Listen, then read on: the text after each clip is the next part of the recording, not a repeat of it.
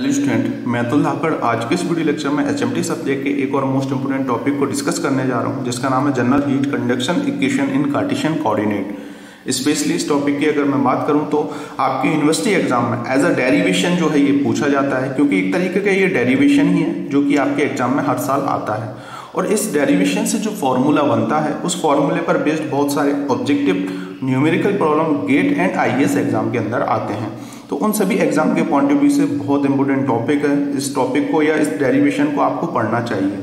आज के इस वीडियो लेक्चर में इस डेरिवेशन को मैं आपको बहुत सिंपल मैनर में बताऊंगा और इनसे जुड़ी हुई जो भी चीज़ें हैं वो सभी चीज़ें मैं यहाँ पर एक्सप्लेन करूंगा, कोई भी चीज़ छोड़ूंगा नहीं, ताकि अभी को सभी चीज़ें जो है वो आपको समझ में आ जाए। ओके, तो मैं यहाँ पर कुछ चीज़ें ऑलरेडी पेपर पर राइट करके लाया हूँ, ताकि जो है मुझे इस वीडियो लेक्चर को बनाने में ज़्यादा टाइम ना लगे, और जो चीज़ें मुझे ड्राइव करना है उनको मैं ब्लैंक पेपर पर ड्राइव भी करूँगा।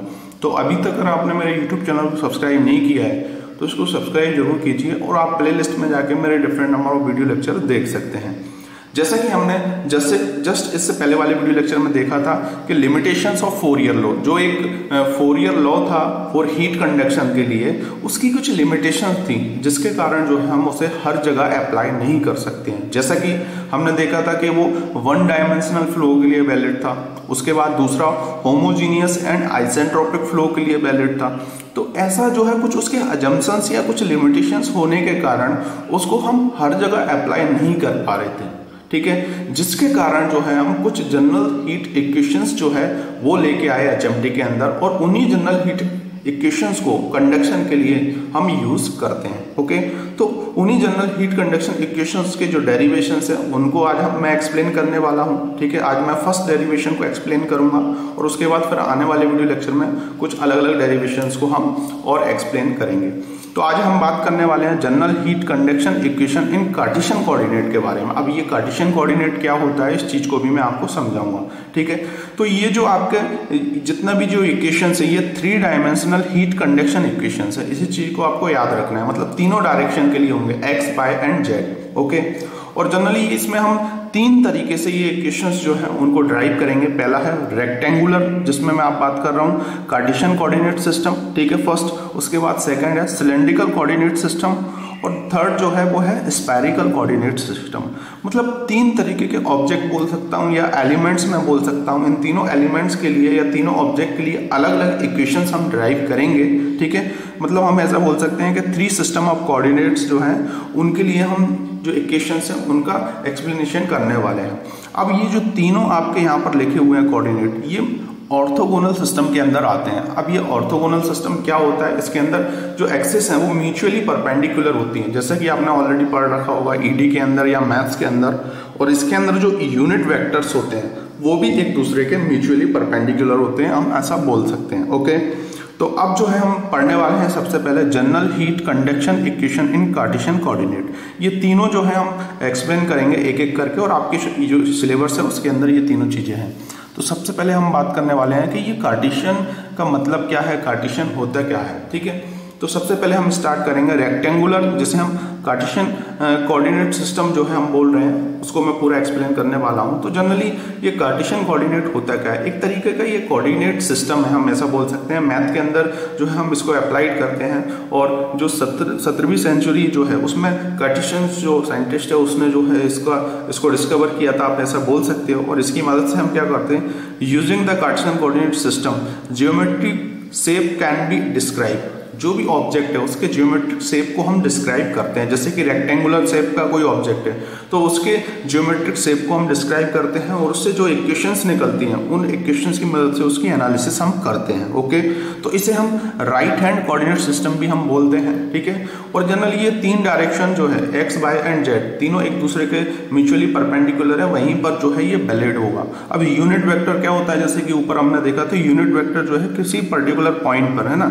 जैसे कि के आई जे जो है यहाँ पर जो है हम इनकी वैल्यू फाइंड कर सकते हैं। स्पेशली किसी पॉइंट पर जो है हम जो यहाँ पर जो कोऑर्डिनेट्स के जो पॉइंट निकलते हैं उनकी वैल्यू भी हम फाइंड कर सकते हैं, X, Y and Z. Okay, तो होप आपको समझ में आ गया होगा।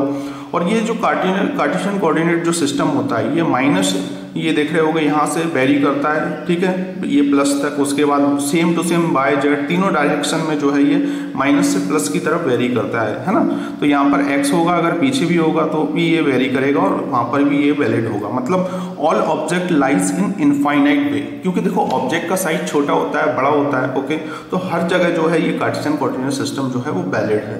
तो होप आपको ये समझ में आ गया होगा, बेसिक सी चीज मैंने भी आपको बता दी। अब जो है हम हमारे मेन टॉपिक जो है फर्स्ट जो है general heat conduction equation in Cartesian coordinate पे आने वाले हैं। ओके, तो पहले मैं इससे जुड़ी हुई कुछ चीजें आपको बताने वाला हूँ, इंपॉर्टेंट चीजें जो कि आपको काम आने वाली हैं।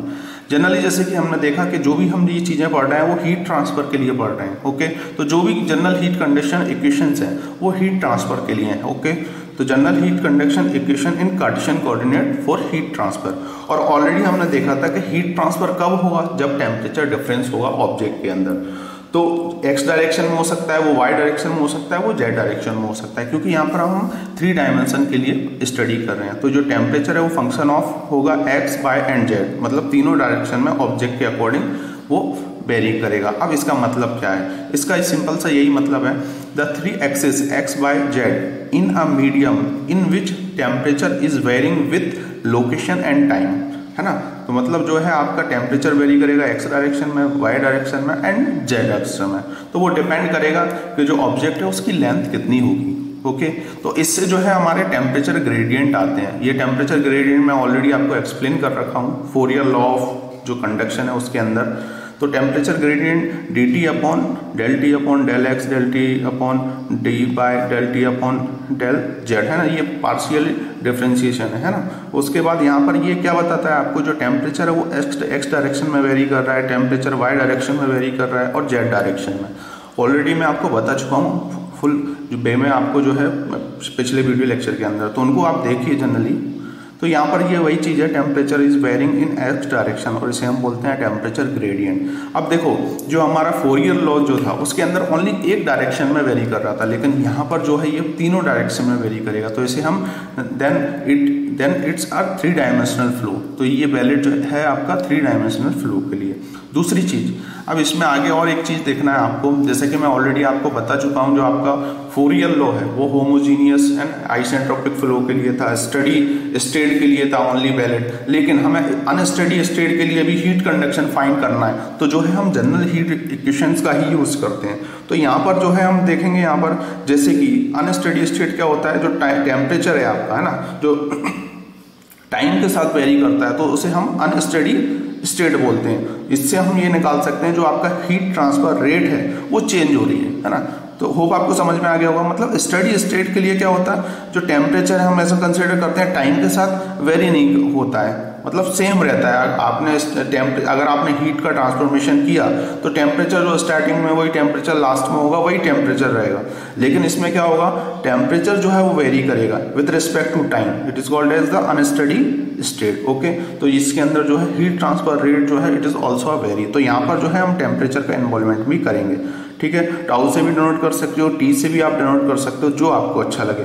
तो हम यहाँ पे एक फाइनल हम बोल सकते हैं, temperature is function of X, Y, Z and tau. Time का इन्वॉल्वमेंट भी हमने किया, क्यों किया, क्योंकि जो फोरियर लॉ था वो स्टडी स्टेट को डिफाइन कर रहा है और हमें अनस्टडी स्टेट को भी एक्सप्लेन करना है। तो इसलिए हमने जनरल हीट कंडक्शन का इक्वेशन का यूज करके अनस्टडी स्टेट को भी एक्सप्लेन कर दिया।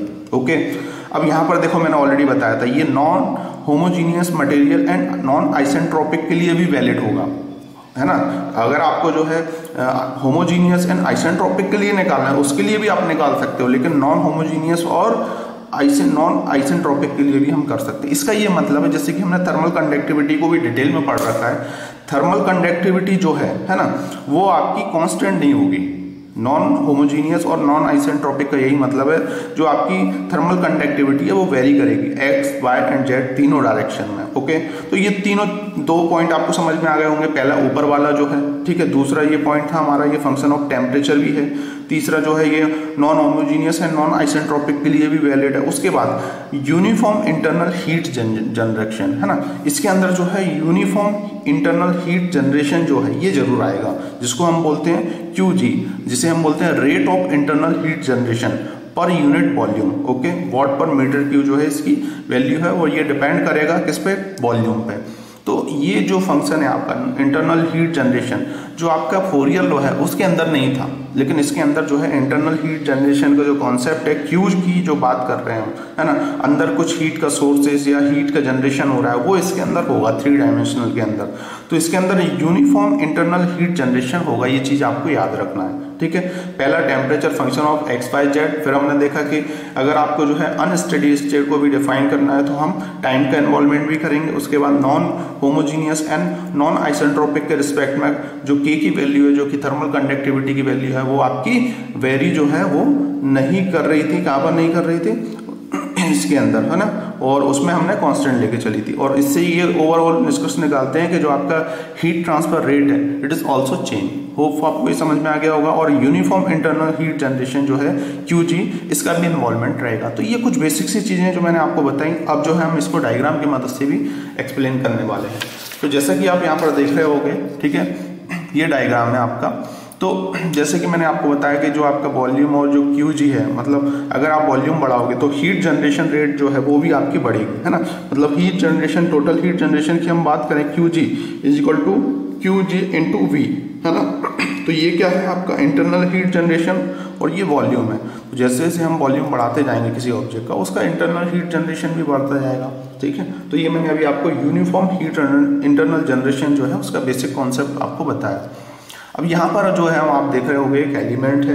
ओके, तो ये आपका रेक्टेंगुलर ऑब्जेक्ट है, 3 एक्सिस देख रहे होंगे आप कार्टेशियन कोऑर्डिनेट के अंदर ये रखा हुआ है। ओके, इसके अंदर जो है हम अब इसके अंदर हीट की एनालिसिस करेंगे to find out the heat transfer rate. इसके अंदर हमें heat transfer rate find out करना है ना। ये आपकी बॉल है, एक रेक्टेंगुलर बॉल। अब हम क्या करेंगे, देखो पूरे के लिए तो फाइंड नहीं करेंगे, हम क्या करेंगे कि स्मॉल एरिया का लेंगे। अगर आप एक स्मॉल एरिया का ले लोगे और उसके बाद उसका डिफरेंशिएशन जो भी आप करना चाहो कर दोगे, तो क्या होगा, वो हम पूरे के लिए निकाल सकते हैं। तो सबसे पहले हम एक स्मॉल एलिमेंट के लिए लेंगे और उसकी एनालिसिस करेंगे, और उसके बाद जो है हम उस पर बेस्ड जितनी भी एनालिसिस होंगी उनको हम बड़ा कर देंगे। ओके, तो समझ में आ गया होगा। मतलब इसको मैं ऐसे लेके कंसीडर कर रहा हूँ, मतलब इसके अंदर एक क्यूब की एनालिसिस मैं अब कर रहा हूँ, जिससे कि मैं एक एलिमेंट की एनालिसिस कर रहा हूँ, मैं ऐसा बोल सकता हूँ। मतलब फुल ऑब्जेक्ट की ना करते हुए एक एलिमेंट्स की मैं एनालिसिस कर रहा हूँ। वो एलिमेंट कहीं भी हो सकता है, ऐसा नहीं कि बीच में ही है। ठीक है, एक छोटा सा इसका पार्ट। तो यहाँ पर आप देख रहे होगे ये वही पार्ट है पूरा, एक एलिमेंट्स है।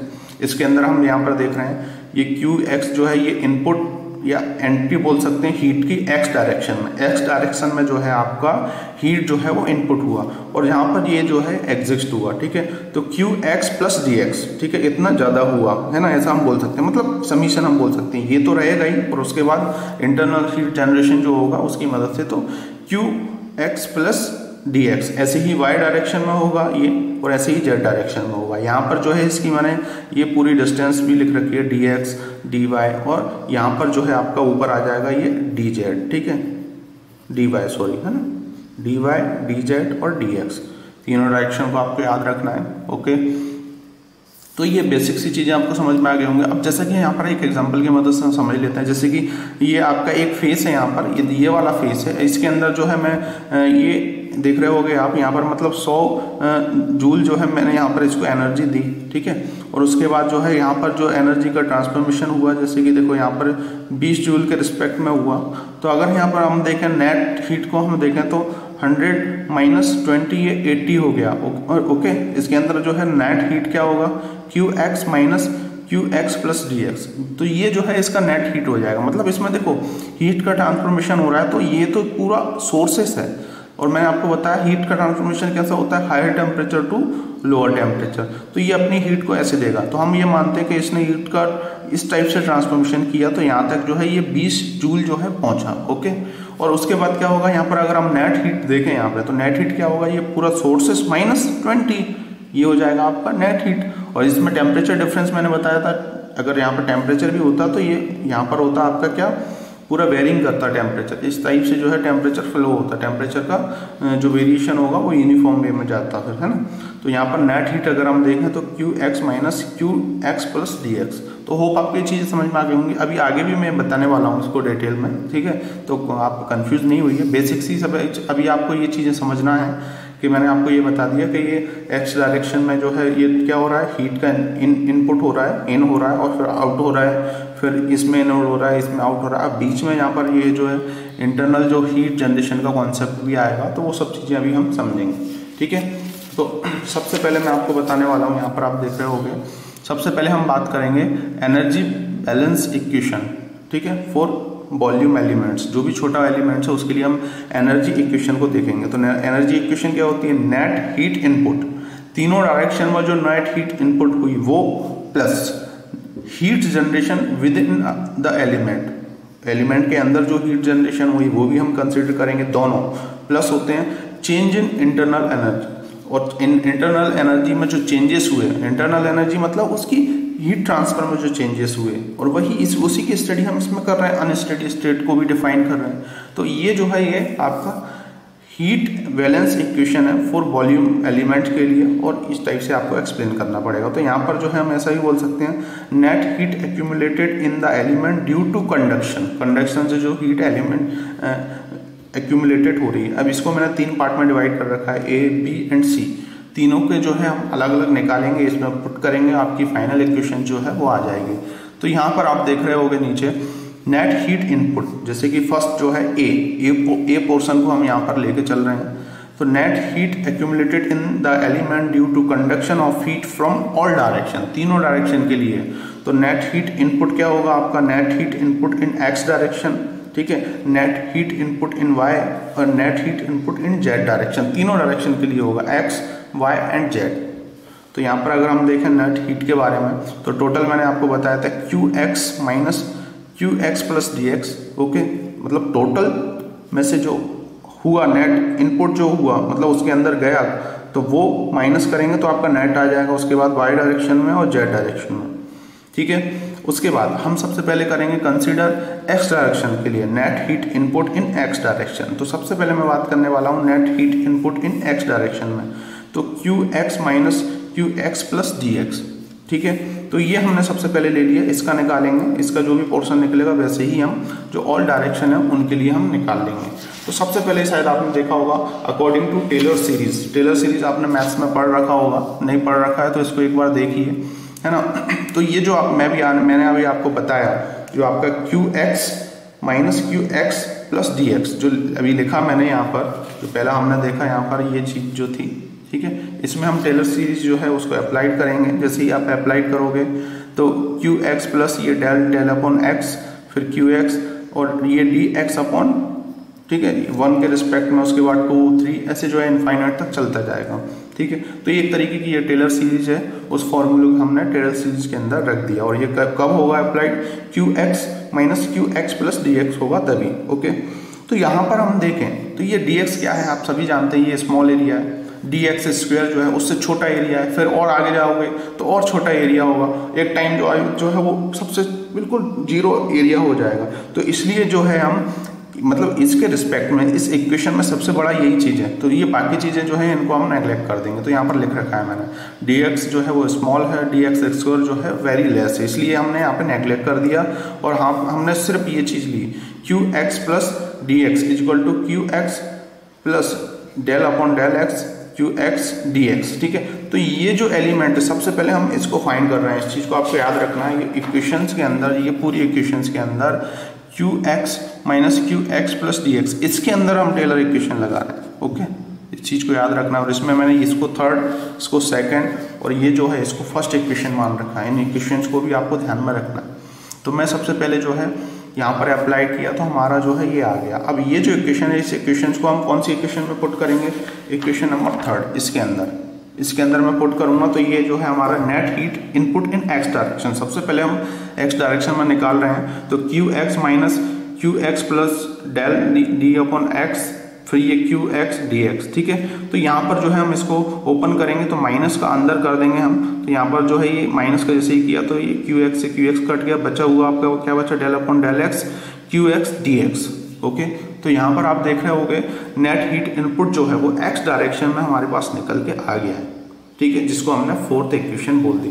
अब देखते हैं हम अकॉर्डिंग टू फोरियर लॉ हमने देखा था Q जो है देखा था equal to -K8 dt upon dx। यहाँ पर डेल लेके चल रहे हैं हम, तो del t upon del x, मतलब टेम्परेचर वेरी कर रहा है x डायरेक्शन में। ओके, तो यहाँ पर जो है हम x डायरेक्शन के रिस्पेक्ट में इसको अगर हम डिफाइन करें तो Qx equal to -Kx ax और del T upon del X. Okay, तो ये x डायरेक्शन के लिए हो, यहाँ पर थर्मल कंडक्टिविटी ये एरिया हो गया। अब यहाँ पर अगर हम देखें put Qx value in equation 4, जो ये Qx है जो फोरियर लॉ है, अगर इसको जो है मैं यहाँ पर पुट कर दूँ इक्वेशन नंबर 4 में, ठीक है, तो क्या होगा, नेट हीट इनपुट किस टाइप से चेंज होगा, यहाँ पर देखो माइनस ये यहाँ का ये हो गया डेल अपॉन डेल एक्स, उसके बाद ये ब्रैकेट में Kx, उसके Ax और फिर del T upon del X, तो बाहर हो गया dx, x के रिस्पेक्ट में ओनली। ओके, अब यहाँ पर जो है हम Ax जो है इसकी वैल्यू, एरिया की वैल्यू निकाल सकते हैं। कैसे निकाल सकते हैं, यहाँ पर आप देख रहे होगे ये x डायरेक्शन में अगर हम देखें तो ये लास्ट की जो ये फेस है वॉल की, यहाँ पर आप देखो तो यहाँ पर इसकी अगर मैं वैल्यू निकालूं तो ये हो गया आपका dx और ये हो गया dz। ठीक है, ax जो है वो क्या डिफाइन कर रहा है, dx और dz जो है ये है ना, और अगर मैं यहाँ पर पूरी एरिया को डिफाइन कर रहा है। अब सिर्फ मैं इस फेस की देखूँ, ये वाला जो फेस है x डायरेक्शन में लास्ट में, तो आप देख रहे होगे यहाँ पर dz और dy, dz और dy, मतलब ax इक्वल टू होगा dz और dy के। होप आपको समझ में आ गया होगा। तो इससे जो है हम क्या करेंगे, सबसे पहले इसको भी जो है इस एरिया का इन्वॉल्वमेंट भी जो है हम उसके अंदर कर देंगे, जो मेन इक्वेशन है उसके अंदर। कैसे करेंगे देखो, ये देख रहे होगे आप यहाँ पर minus del upon del X, ये K X dot D Y और डी जेड, ये एरिया ए एक्स को हमने इस टाइप से लिख लिया। ठीक है, और ये पूरी वही इक्वेशन। अब नेट हीट जो इनपुट है आपकी, उसको हम देखते हैं एक्स डायरेक्शन में, ये पूरा आपका आ गया क्योंकि ये माइनस से माइनस प्लस हुआ, और इसका जो है हमने इस टाइप से अंदर किया तो ये हो जाएगा आपका इस टाइप से del square T upon del X X square. तो पूरे इक्वेशंस को मैंने सॉल्व कर दिया और इस टाइप से जो है ये डी एक्स को अंदर लेके आ गया। ठीक है, अब सिमिलरली जो है हम और डायरेक्शन के लिए भी निकाल लेंगे, वाई के लिए भी निकाल लेंगे और जेड के लिए भी निकाल लेंगे। थोड़ा सा आप इसको निकाल के सोचिएगा, इजीली निकल जाएगा, जैसे एक्स के लिए निकाला वैसे ही निकल जाएगा। ओके, तो होप आपको समझ में आ गया होगा। थोड़ा मैं फास्ट वे में इसलिए बता रहा हूँ ताकि जो है ये वीडियो लेक्चर लेंदी ना हो जाए ज़्यादा। अब हम क्या करेंगे, 6, 7, 8 जो तीनों इक्वेशन है, ये 6, 7, 8 इनको हम इक्वेशन नंबर 2 जो है 2 के अंदर जो है हम इसको रख देंगे। तो 2 दूसरी कौन सी इक्वेशंस थी, ये वाली इक्वेशन थी हमारी, तीनों को प्लस कर देंगे। हम एक निकाल रहे हैं नेट हीट इनपुट, तो इनका प्लस कर देंगे। तो इसमें हम क्या करेंगे, इन ऑल डायरेक्शन में रखेंगे। तो देखो के एक्स ये पूरा जो है एक्स के लिए, वाई के लिए और ये जेड के लिए, net heat input in all direction को हम फाइंड कर रहे हैं। अकॉर्डिंग टू आइसेंट्रोपिक मटेरियल के लिए क्या होगा, मैंने बताया था ये हम नॉन आइसेंट्रोपिक और नॉन होमोजीनियस के लिए, अगर आपको आइसेंट्रोपिक के लिए भी फाइंड करना है तो के को हम इक्वल कर देंगे, एक ही लेके चलेंगे। ओके, तो net heat input in all direction, तो ये आपके लिए एक फाइनल इक्वेशन आ गया है। ठीक है, यहाँ पर जो है हमने के, उसके बाद यहाँ पर डी एक्स, डी वाई और डी जेड जो है इसको हमने जो है कॉमन निकाल लिया इसके रिस्पेक्ट में। के जो है इसको हमने क्या कर लिया, आइसेंट्रोपिक, तो ये आइसेंट्रोपिक फ्लो के लिए हो गया। ओके, तो के जो है कॉमन हो गया, ये पूरी चीजें कॉमन हो गई, ये अंदर हमने इस टाइप से लिख लिया। दूसरी चीज हम डिस्कस करेंगे, हीट जनरेशन इन एलिमेंट। हीट जनरेशन इन एलिमेंट क्या होता है, इसका फॉर्मूला होता है heat generated per unit volume, जो पर यूनिट वॉल्यूम में जो हीट जनरेट हो रहा है, जो क्यूब में हमने देख रहे हैं उसके अंदर, इनटू वॉल्यूम ऑफ एलिमेंट। और जैसे जैसे वॉल्यूम ऑफ एलिमेंट का हम मल्टीप्लाई करेंगे तो आप पूरे का निकाल सकते हो। ठीक है, तो क्यू जी जो है ये आपका क्या है, हीट यूनिट पर heat transfer rate per unit volume, उसे ही हम बोलते हैं क्यू, इससे हम डिफाइन कर रहे हैं जी से, into D x, D Y और डी जेड। ये पूरा एलिमेंट एरिया भी आपके पास है छोटा सा, तो ये आपकी 10th इक्वेशन हो गई, ये हो गई आपकी 9। होप आपको समझ में आ गया होगा। बेसिक सी चीजें हैं ये, हीट जनरेटेड इन एलिमेंट, तो इसके लिए ज़्यादा आपको कुछ नहीं करना है, बस ये एक फॉर्मूला है उससे आपका निकल जाएगा, और ये क्यू जी ही होगा ओनली। ठीक है, अब यहाँ पर हम बात करेंगे थर्ड जो पोर्शन है उसके बारे में। Third it is also a very important portion, जो कि है चेंज इन इंटरनल एनर्जी। तो चेंज इन इंटरनल एनर्जी का फॉर्मूला होता है m.cp del T upon del T, है ना। तो ये टी जो है ये टाइम के रिस्पेक्ट में, ये चीज़ याद रखना, और ये टेम्परेचर है, ये टाइम और ये टेम्परेचर। और अनस्टेडी स्टेट के लिए हम इसको डिफाइन करते हैं, स्टेडी स्टेट होता तो ये नहीं होता, ओनली डेल टी होता आपका, शायद आपने पढ़ भी रखा होगा थर्मोडायनेमिक सब्जेक्ट के अंदर। तो m क्या है यहाँ पर, m देखें तो ये होता है रो v, ठीक है। तो इसकी यूनिट kg, इसकी यूनिट kg पर metre cube into metre cube, इससे कटे करेंगे तो ये इक्वल हो जाएगा। तो मतलब रो जो है ना, ये आप रो v यहाँ पर रख सकते हो Cp और del T upon del T, ठीक है, ये टाइम के रिस्पेक्ट में। तो यहाँ पर चेंज इन इंटरनल एनर्जी जो है आपका इस टाइप से आ जाएगा। अब यहाँ पर v जो है ये वॉल्यूम है, तो वॉल्यूम dx, dy और dz, Cp, ठीक है, स्पेसिफिक हीट होती है, इस चीज को आपको याद रखना है। कांस्टेंट प्रेशर, कांस्टेंट वॉल्यूम, तो यहाँ पर कांस्टेंट प्रेशर के रिस्पेक्ट में, और ये तो यहाँ पर ये जो है आपकी 11 इक्वेशन हो गई। अब क्या करना है, यहाँ पर हम put equation number 9, 10 and 11 in, जो तीनों चीजें थी A B C, first equation जो आपकी सबसे पहले वाली इक्वेशन थी उसके अंदर पुट करना है, इसके अंदर, है ना, ये जो इक्वेशन है इसके अंदर। तो जैसे ही मैं पुट करूंगा तो क्या होगा, K D x D Y D Z, ये पूरा एरिया है ना। उसके बाद ये आपका ये बीच वाला portion internal heat generation, q g, d x D Y D z, तीनों फॉर्मूले हमने निकाल रखे हैं, ए बी और सी, तीनों को यहाँ पर जो है हम रख देंगे। और रखने के बाद फिर इसका कैलकुलेशन करेंगे, के डी एक्स डी वाई जो है यहाँ से हम कॉमन निकालेंगे, ये पूरा पोर्शन इन दोनों में से, है ना, इन दोनों में से हम ये निकालेंगे। तो जैसे ही आप इसमें से निकालोगे तो यहाँ पर के है नहीं, तो नीचे के जो है ये इन्वॉल्वमेंट हो जाएगा।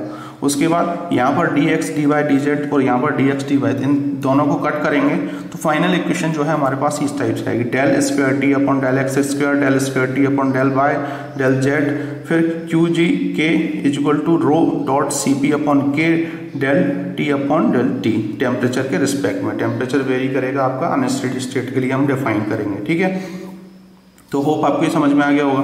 अब यहाँ पर ये जो पोर्शन है ये आपको थर्मल डिफ्यूजिविटी जो है उसको एक नया इन्वॉल्वमेंट हो गया एक टर्म्स, ठीक है, तो जो कि होता है के अपॉन रो डॉट सी पी, थर्मल डिफ्यूजिविटी, ठीक है, ये हीट ट्रांसफर के अंदर ही आता है।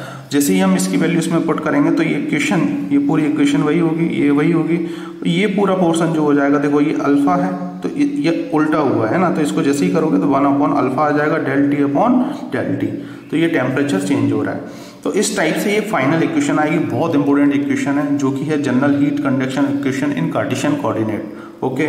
और इसको अगर हम लाप्लास के अकॉर्डिंग डिफाइन करें तो इस टाइप से जो है अगर मैं लिखूंगा तो इसको हम ऐसे भी लिख सकते हैं, del square t plus q g upon k equal to 1 upon ये अल्फा डेल टी, ये कैपिटल टी होगा, अपॉन डी टी, ठीक है। ये आपका टाइम और ये टेम्परेचर ऊपर, इस चीज को याद रखना है। तो ये कंप्लीट एक इक्वेशन है, बहुत इंपॉर्टेंट इक्वेशन है, आपके एग्जाम में डायरेक्ट पूछ लेता है, ठीक है। और इसके सिमिलर कुछ इक्वेशंस मैं आपको बता देता हूँ, इनको आप पढ़ लीजिएगा। ये इसकी सिमिलर इक्वेशन है, कोई इनको नहीं बताता है। Other similar form of heat conduction equation in Cartesian coordinate, ठीक है।